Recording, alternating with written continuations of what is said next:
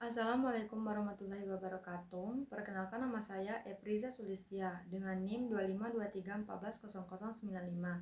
Di video ini saya akan menjelaskan 5 materi sejarah pemikiran ekonomi Islam. Berikut adalah penjelasannya.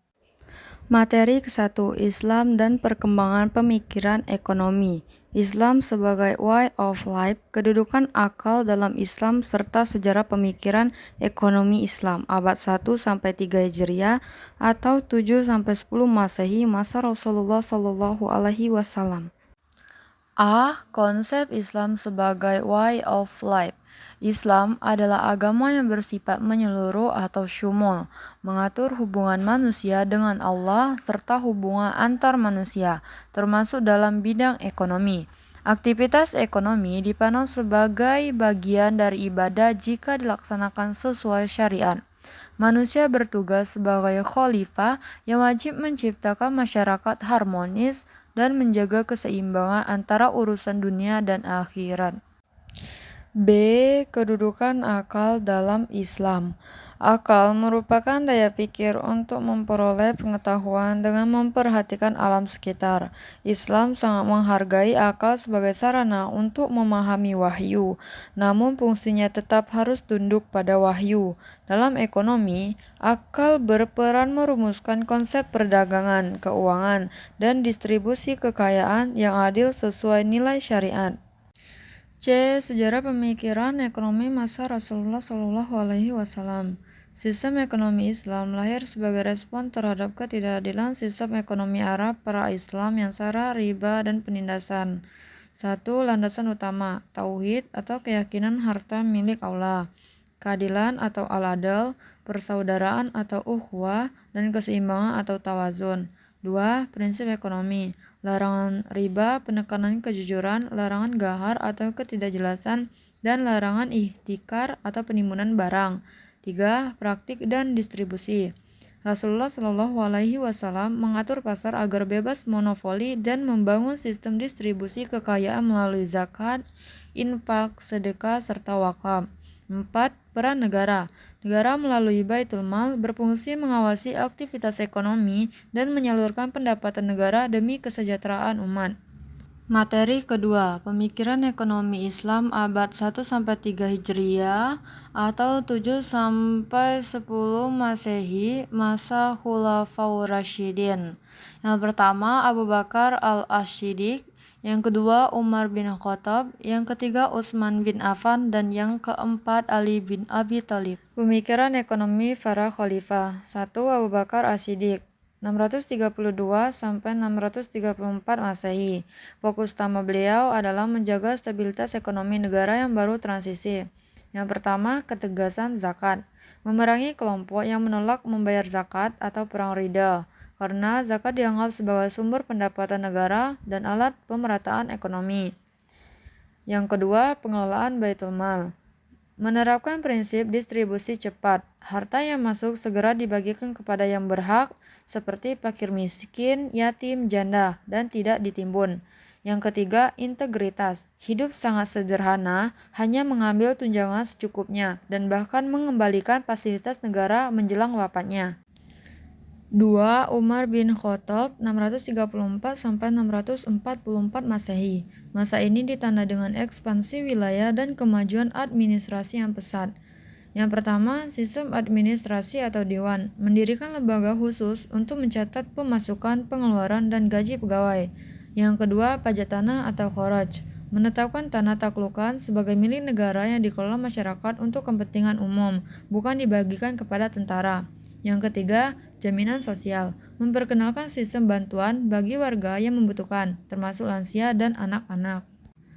3. Utsman bin Affan 644-656 Masehi. Ekonomi berkembang pesat melalui sektor perdagangan dan pembangunan fisik.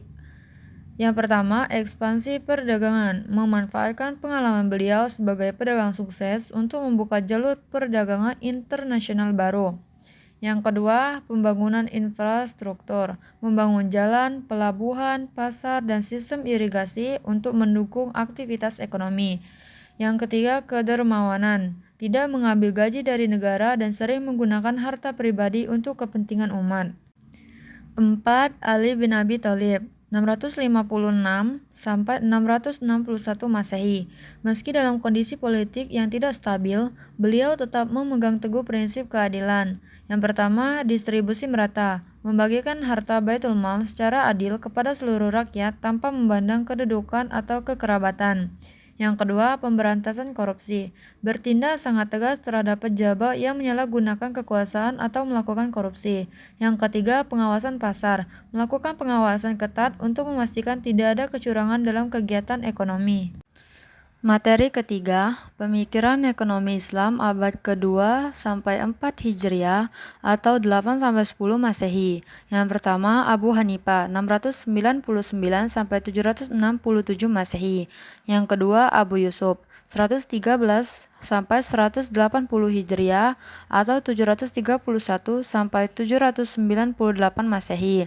Yang ketiga, Al-Syaibani 132 sampai 189 Hijriah atau 750 sampai 804 Masehi. Yang pertama, Abu Hanifah 699 sampai 767 Masehi memberikan penekanan kuat pada kejelasan kontra dalam transaksi untuk menghindari perselisihan, terutama dalam sistem salam dan murabahah. Beliau dikenal sangat peduli terhadap kelompok ekonomi lemah, yang terlihat dari kebijakannya membebaskan kewajiban zakat bagi pemilik harta yang memiliki utang, serta tidak mewajibkan bagi hasil bagi petani penggarap jika terjadi gagal panen.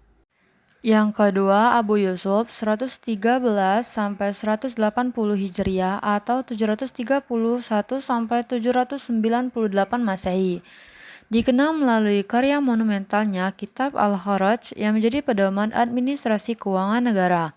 Pemikiran utamanya fokus pada keuangan publik dan sistem perpajakan yang adil, di mana ia menyarankan metode mukasama atau pajak profesional hasil panen daripada pajak tetap berdasarkan luas tanah guna meringankan beban petani. Ia juga menegaskan bahwa pemerintah bertanggung jawab penuh atas penyediaan infrastruktur publik dan kesejahteraan rakyat. Yang ketiga, Muhammad Al-Syaibani 132 sampai 189 Hijriah atau 750 sampai 804 Masehi. Memberikan kontribusi melalui teori Al-Kasab yang membahas tentang produksi, konsumsi, dan pentingnya kerja keras untuk memenuhi kebutuhan dasar. Ia menekankan bahwa aktivitas ekonomi harus memiliki nilai moral dan manfaat nyata atau maslahah. Selain itu, Al-Syaibani mengemukakan pentingnya spesialisasi dan distribusi pekerjaan karena manusia memiliki ketergantungan sosial dan bakat yang berbeda-beda dalam memenuhi kebutuhan hidup. Materi keempat, ekonomi Islam abad ke-2 sampai 4 Hijriah atau 7 sampai 10 Masehi. Yang pertama, Abu Ubaid 150 sampai 224 Hijriah. Yang kedua, Yahya bin Umar 213 sampai 289 Hijriah. Dan yang ketiga, Al-Mawardi 364 sampai 450 Hijriah atau 974 sampai 1058 Masehi. Yang pertama, Abu Ubaid Al-Qasim bin Salam, terutama dalam karyanya Kitab Al-Amwal, menitik beratkan pada keadilan distribusi kekayaan negara atau fiskal untuk kesejahteraan rakyat.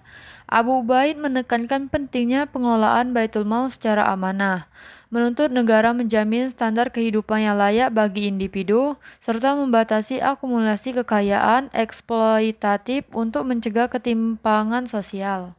Yang kedua, Yahya bin Umar lebih fokus pada mikroekonomi dan regulasi pasar melalui karyanya Ahkam al-Suq atau hukum pasar. Ia menegaskan bahwa pemerintah memiliki peran krusial dalam melakukan pengawasan pasar atau hisbah untuk mencegah praktik curang, monopoli, dan rekayasa harga, di mana intervensi harga diperbolehkan jika terjadi ketidakseimbangan pasar yang merugikan publik. Yang ketiga, Al-Mawardi dalam Al-Ahkam As-Sultaniyah menekankan pentingnya struktur administrasi pemerintah yang kokoh dalam keuangan publik, termasuk perpajakan dan kebijakan fiskal yang adil.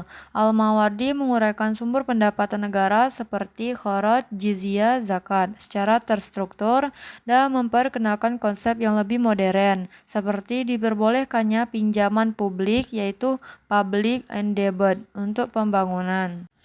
Materi kelima, Sejarah Pemikiran Ekonomi Islam abad ke-4 sampai 9 Hijriah atau 1058 sampai 1111 Masehi.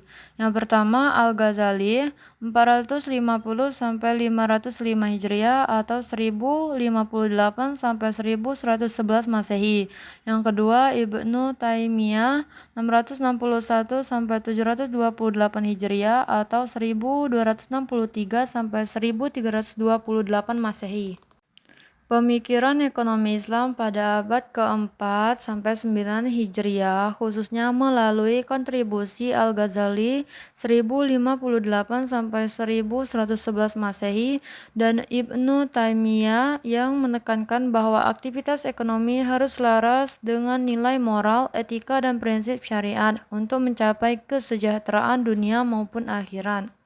Yang pertama Al-Ghazali 450 sampai 505 Hijriah atau 1058 sampai 1111 Masehi. Al-Ghazali memandang ekonomi sebagai bagian integral dari agama yang berpusat pada konsep maslahah atau kesejahteraan sosial melalui perlindungan terhadap agama, jiwa, akal, keturunan dan harta. Ia juga mengklasifikasikan kebutuhan manusia menjadi 3 tingkat yaitu daruriyat atau kebutuhan utama, hajiyat atau kebutuhan penunjang, dan tahsiniyat atau kebutuhan pelengkap, serta menjelaskan evolusi pasar yang dipengaruhi oleh hukum alam serta interaksi permintaan dan penawaran. Dan yang kedua Ibnu Taimiyah 661 sampai 728 Hijriah atau 1263 sampai 1328 Masehi.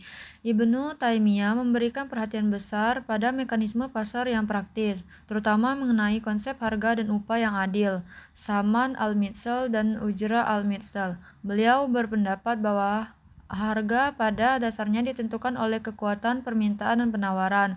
Namun, pemerintah memiliki hak untuk campur tangan jika terjadi ketidakadilan seperti praktik monopoli atau penimbunan yang merugikan masyarakat. Kedua tokoh ini secara tegas melarang riba dan penipuan dalam perdagangan, serta menekankan peran negara dalam menjaga stabilitas ekonomi dan memenuhi kebutuhan pokok publik. Secara keseluruhan, pemikiran mereka menunjukkan bahwa ekonomi Islam bukan sekadar pengejaran materi, melainkan upaya mewujudkan keadilan dan tanggung jawab sosial. Itulah penjelasan dari saya. Saya harap Ibu dan teman-teman dapat mengerti penjelasan saya. Jika ada salah kata, saya mohon maaf. Kepada Allah saya mohon ampun. Saya akhiri. Wassalamualaikum warahmatullahi wabarakatuh.